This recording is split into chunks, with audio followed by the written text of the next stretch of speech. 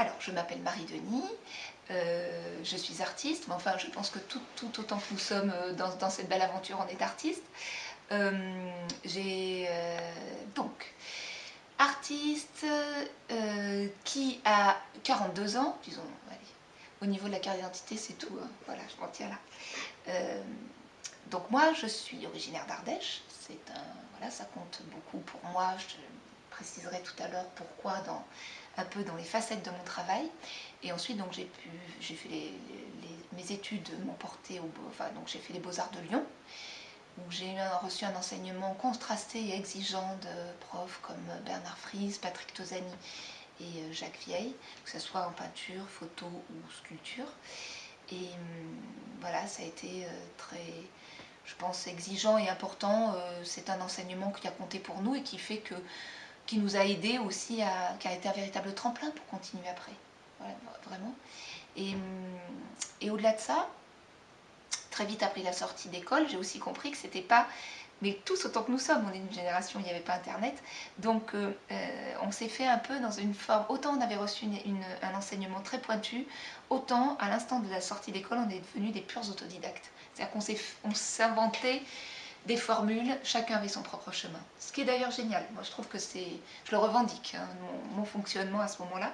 J'ai la chance de partir en résidence d'artiste avec, sous la houlette du magasin de Grenoble, qui est le centre d'art de Grenoble, puisque notre professeur de culture générale, Yves Petit-Talot, en était le directeur. Il m'avait proposé de candidater à cette résidence. De là, je passe le concours pour la Villa Médicis. J'ai la chance de partir 1 an à Rome, d'en revenir donc jeune et de monter à Paris, où là, c'était pas du tout facile, mais c'est des contrastes que naît un début de chemin artistique.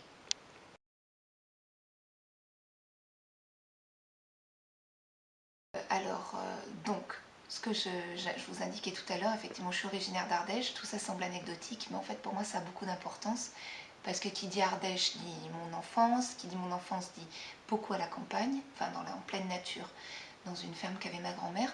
Et cet endroit a été ressource et en tout cas fondateur, vraiment mes racines et mes racines perceptives. C'est de là que me viennent toutes mes observations, mes lectures, la manière dont je suis traversée et dans la manière dont je réponds par les éléments de nature dans mon travail. Ça me vient de là. Donc ça a beaucoup compté. Mais tout ça, ça ne vous dit pas ce que je fais. Bon, en gros, si on résumait, c'est la question, la manière dont la nature est interprétée par la main de l'homme, comment on regarde, soit comme personne, qui que ce soit, hein, artiste ou pas, c'est pas les questions d'être artiste ou pas, comment on perçoit ce qui nous entoure, ce qui nous est donné. Mais moi, je vais orienter les choses du côté de la nature parce que je trouve que la nature est ressource et instruit beaucoup de choses de l'état du monde. Et ça m'intéresse énormément d'en parler. Pourtant, on fait partie d'une génération où on arrive après le land art. Le land art, c'était la fin des années 60 jusque pleinement toutes les années 70. L'artiste sort de l'atelier, fait des œuvres dans des échelles spectaculaires et monumentales. Et après ça, évidemment, ça change la donne sur l'artiste et l'atelier, l'artiste et la nature. Nous, notre génération, on arrive donc 40 ou 50, enfin plus de 40 ans après cette influence majeure. Et on est nombreux, on évoquait différents artistes tout à l'heure, à s'intéresser à la question de nature. C'est comment, alors je pense qu'aussi parce que l'inconscient collectif nous ramène à ça. On est tous plus préoccupés par ce qu'est le monde en soi, parce qu'est le monde en soi dans ce qui ne va pas, et par une nature qui se dégrade, un climat qui se dérègle. Donc évidemment, ça joue aussi. Mais pas seulement. C'est plutôt comment la nature est instructive du déroulement de la vie et comment elle intervient. Enfin, moi, la nature, elle est centrale, elle est essentielle, et tout ce que je réalise vient d'elle. Une œuvre que je pourrais appeler une œuvre fétiche, qui me vient là aussi de mon enfance et d'une certaine manière ces traversées de la nature quand chez ma grand-mère j'étais dehors, voilà. Donc ça c'est vraiment une sorte d'œuvre fétiche, c'est que j'ai pris le canapé de ma grand-mère qui est là et j'ai aidé à ce qu'il soit recouvert de mousse. et ça devient comme une archéologie végétale. Ça, on est dans les années à peu près 93. Voilà, oui, j'ai une vingtaine d'années et c'était important. À ce moment-là, ça me semblait important de commencer à faire quelque chose que je ne m'expliquais pas moi-même, que je ne comprenais pas comme étant en train d'être... j'avais juste besoin de le faire. Je suis étudiante à ce moment-là, je ne sais plus, je suis en 2e ou 3e année des Beaux-Arts, 3e année, et l'idée comme ça de prélever des objets appartenant à quelqu'un qui m'est cher, dans un univers que je connais bien, cette pleine nature de la ferme de ma grand-mère en Ardèche du Sud, recouvert d'objets de mousse, c'était une manière de saisir un moment, une mémoire, un état de... j'étais jeune adulte et je faisais des expériences artistiques que je ne comprenais pas véritablement, mais qui me semblaient importantes. C'est après que j'ai compris que c'était important pour moi et que c'était fondateur et que je mettais la première pierre, pas à l'édifice. Dit comme ça peut sembler pompeux, mais c'était quelque chose qui a été un élan et un appui, oui, vraiment important, à partir duquel cette observation de la nature a pu se poursuivre et s'enrichir.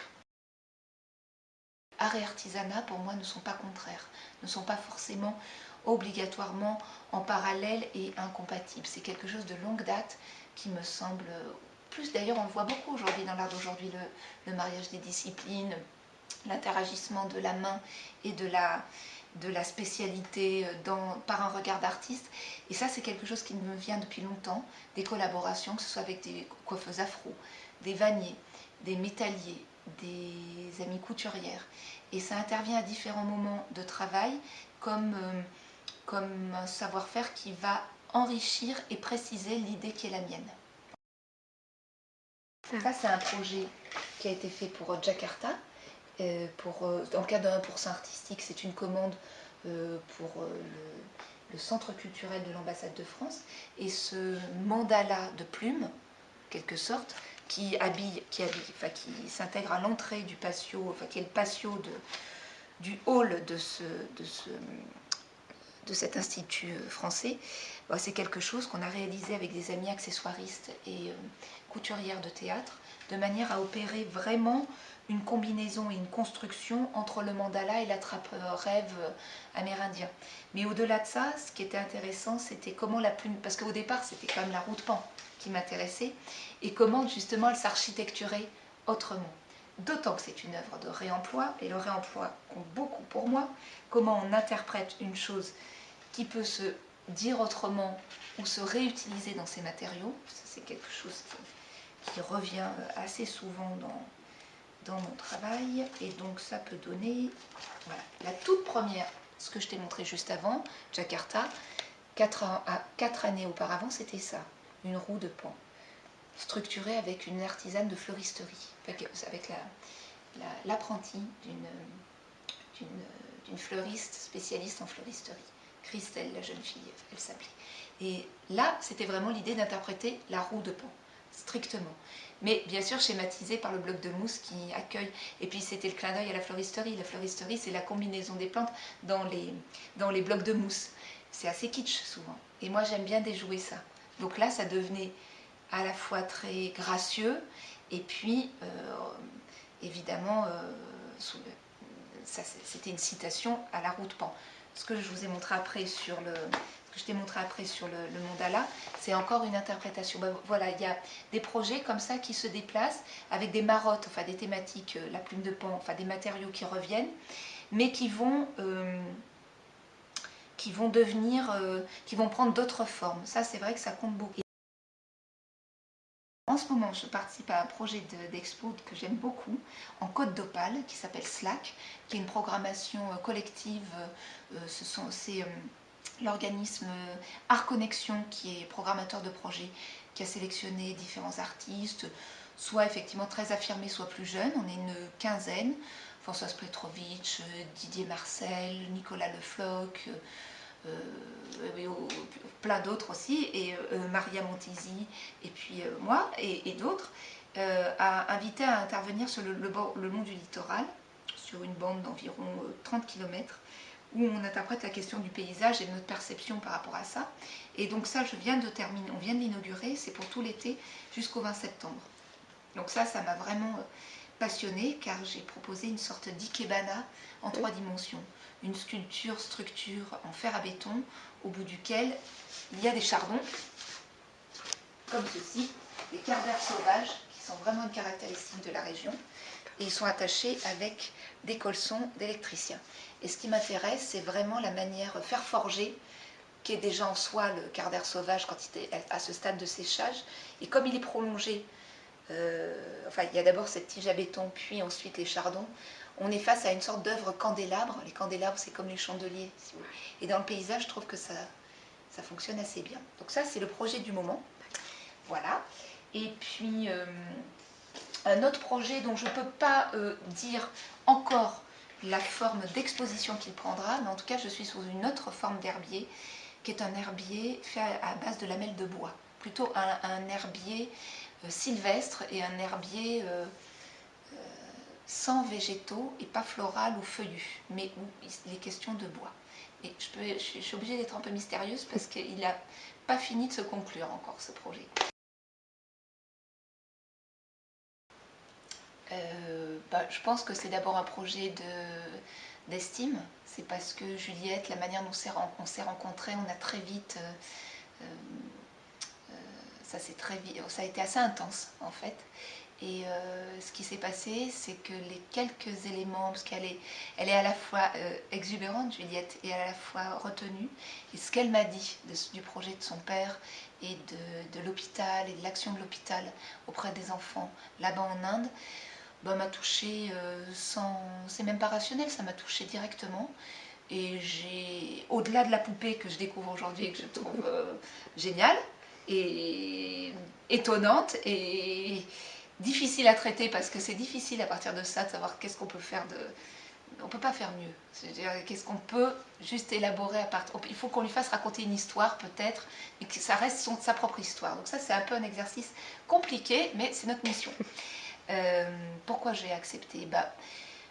Je ne connais pas l'Inde, mais de ce que j'en sais, c'est un des plus grands pays du monde. Enfin, je ne veux pas faire de clichés, mais dans sa puissance et ses difficultés, ce qu'est l'Inde en soi, je me suis dit que quand Juliette m'a indiqué combien l'hôpital était orienté en ce moment justement plutôt pour le soin auprès des enfants, il ne fallait pas m'en dire plus pour que je me sente portée à vouloir aider la suite, pour que cet hôpital marche mieux, qu'il ait plus de fonds, qu'il y ait peut-être plus de spécialistes et de matériel dédié aux enfants. Parce que, donc là, je ne peux même pas réfléchir, je ne peux même pas argumenter, ça va de soi que j'ai envie de participer.